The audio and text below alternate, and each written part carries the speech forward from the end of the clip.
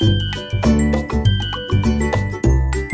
बच्चों, आप सभी का हमारे चैनल में स्वागत है। बच्चों, आज हम आपके लिए हमारा विद्यालय के अंतर्गत प्रयास पुस्तिका लेके आए, जो कक्षा 6 से 8 के बच्चों के लिए है।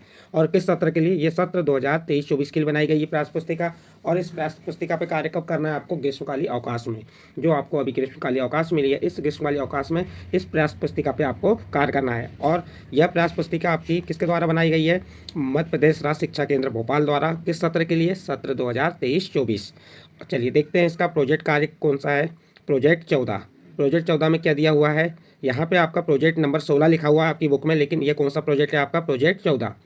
इसमें दिया जल पर प्रोजेक्ट कार्य अपने माता पिता अभिभावक के सहयोग से पूर्ण कीजिए। किसमें आपको जल पर प्रोजेक्ट कार्य अपने माता पिता या अभिभावक के सहयोग से पूर्ण करना है। इसका नंबर 1 क्या दिया हुआ है? देखिए, आपके द्वारा एक दिन में उपयोग की जाने वाली जल की मात्रा का अनुमान लगाकर लिखिए। आपके द्वारा मीन्स आप जल को एक दिन में किस प्रकार उपयोग करते हैं, कितनी मात्रा का उपयोग करते हैं, उसके बारे में आपको यहाँ पे बताना है। क्या कहा है? आपके द्वारा एक दिन में उपयोग की जाने वाली जल की मात्रा का अनुमान लगाकर लिखिए। यहाँ क्रमांक दिया है, क्रियाकलाप दिया है और उपयोग किए गए जल की मात्रा आप उसको लीटर में बता सकते हैं। जैसे नंबर एक क्या दिया है? पीने में। आप पीने में जल का कितना उपयोग करते हैं एक दिन में? तो जैसे हमने आपको यहाँ बताया 2 लीटर। आप पीने में जितना जल का उपयोग करते हैं वह मात्रा आपको यहाँ पे लिखना है। नंबर 2, ब्रश करने में आप कितनी जल का उपयोग करते हैं, कितने लीटर जल का, वह मात्रा यहाँ पे लिख देना है। जैसे हमने 3 लीटर बताया। फिर नंबर 3, नहाने में। आप नहाने में कितना जल उपयोग करते हैं, उसके बारे में आपको यहाँ पे बताना। जैसे हमने यहाँ लीटर बताया है, आप बाल्टी से भी बता सकते हैं कितनी बाल्टी का यूज़ कर रहे हैं। हमने 15 लीटर बता दिए। उसी प्रकार बर्तन साफ करने में कितने लीटर जल का उपयोग करते हैं आप, वह लिख देना। जैसे हमने क्या बताया 30 लीटर। उसके बाद कपड़े धोने में हमने बता दी 60 लीटर। शौचालय में 20 लीटर। घर साफ करने में 40 लीटर। गाड़ी साफ करने में या गाड़ी धुलने में 90 लीटर। कोई अन्य उपयोग में 50 लीटर। कुल उपयोग किए गए जल की मात्रा, तो एक दिन में आप कितना जल उपयोग करते हैं उसके बारे में यहाँ पे ये 9 पॉइंट दिए, इनके आधार पर हमने आपको बताया। यहाँ आप अपने आधार पर बताएंगे कि पीने में आप कितना उपयोग करते हैं, ब्रश करने में कितना जल का उपयोग करते हैं, नहाने में कितना जल का उपयोग करते हैं, बर्तन साफ करने में, कपड़े धोने में, शौचालय, घर साफ करने में, गाड़ी साफ करने में और कोई अन्य उपयोग में। तो वह आपको यहाँ पे मात्रा लिखना है। तो इस सारणी को इस प्रकार से आप पूर्ण कर सकते हैं। इसके बाद इससे संबंधित नेक्स्ट प्रश्न क्या दिए हुए हैं? इसका सेकंड नंबर का प्रश्न है। सेकंड नंबर ये आपको कौन सा प्रश्न था? प्रश्न नंबर 1 था। इसके बाद प्रश्न नंबर 2 क्या कह रहा है? आपके घर में पीने के लिए एवं विभिन्न कार्यों के लिए जल कहाँ से प्राप्त होता है? जो आपके घर में पीने के लिए जो जल आता है या विभिन्न कार्य जैसे नहाने, कपड़े धुलने, ब्रश करने या बर्तन धोने, तो इसके लिए जल कहाँ से आता है वह आपको यहाँ बताना। जैसे हमने बताया यहाँ पे हमारे घर में पीने के लिए एवं अन्य कार्यों के लिए जल हैंडपम्प, नल, बोरवेल, कुआं आदि से प्राप्त होता है। जो जल आपको जहाँ से प्राप्त होता है उसके बारे में आप यहाँ पे लिख सकते हैं, लेकिन अधिकतर जल हैंडपम्प है, नल है, बोरवेल है, कुआं से ही प्राप्त होता है। इसके बाद तीसरा प्रश्न क्या कह रहा है?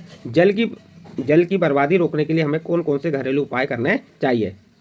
तो हमने क्या बताया यहाँ पे? जल की बर्बादी रोकने के लिए हमें निम्नलिखित घरेलू उपाय करने चाहिए। नंबर 1, बाल्टी में पानी लेकर जग से नहाना चाहिए।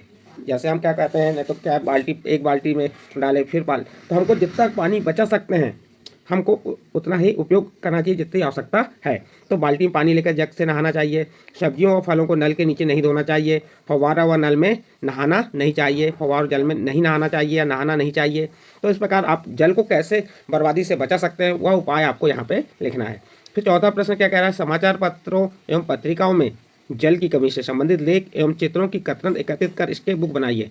आपको क्या करना है? जो समाचार पत्र होते हैं, नवभारत है, दैनिक भास्कर है, जो भी समाचार पत्र होते हैं या पत्रिकाएं में जल की कमी से संबंधित लेख एवं चित्रों की कतरन उन्हें काट कर एकत्रित करना है और इसके बुक बनाना है। जैसे हमने यहाँ पे ये एक कतरन काट के लगाया, जल संकट से निपटने, वर्षा जल संरक्षण जरूरी, आओ मिलकर कदम बढ़ाएं, जल संरक्षण को आदत बनाएं, जल संसाधन का घेराव कर पानी की गुहार, नल जल योजना। तो इस प्रकार से आप कतरन काट सकते हो पेपरों से, समाचार पत्रों से और एक स्केप बुक तैयार कर सकते हो। इस प्रकार आपका क्वेश्चन नंबर 4 कंप्लीट होता है। नेक्स्ट क्वेश्चन देखते हैं।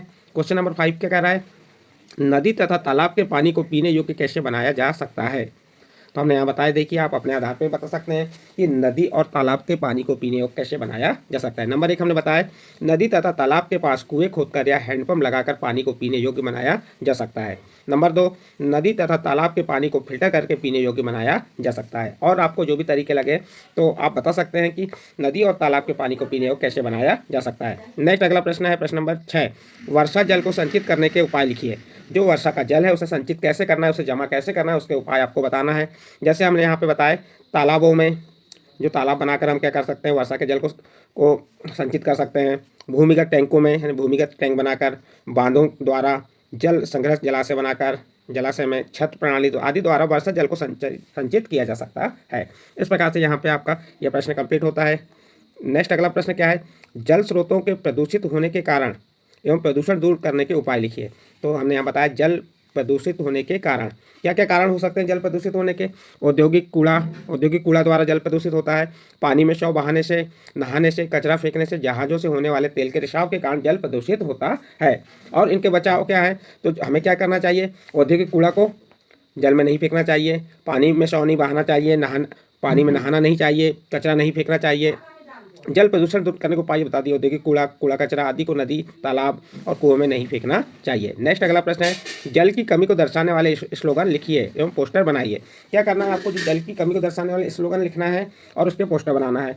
तो जैसे हमने जल की कमी को दर्शाने वाले स्लोगन निम्नलिखित है। नंबर 1, जल है तो कल है, कर लो मन में निश्चय, करना है जल का संचय। नंबर 3, जल संरक्षण हमारा दायित्व ही नहीं कर्तव्य भी है, जल ही जीवन है, इसके बिना सब निर्जन है। इस प्रकार से आपको जो स्लोगन लगे वह लिख सकते हैं और उसके पोस्टर बना सकते हैं। इस प्रकार से बच्चों आपका यहाँ प्रोजेक्ट कार्य 14 क्या होता है, कंप्लीट होता है। यदि आपको ये प्रोजेक्ट कार्य 14 अच्छा लगा हो तो आप हमारे चैनल आइडियल देव क्लास से हमारे चैनल को सब्सक्राइब कीजिए, लाइक कीजिए एवं अन्य ग्रुप में शेयर जरूर कीजिए।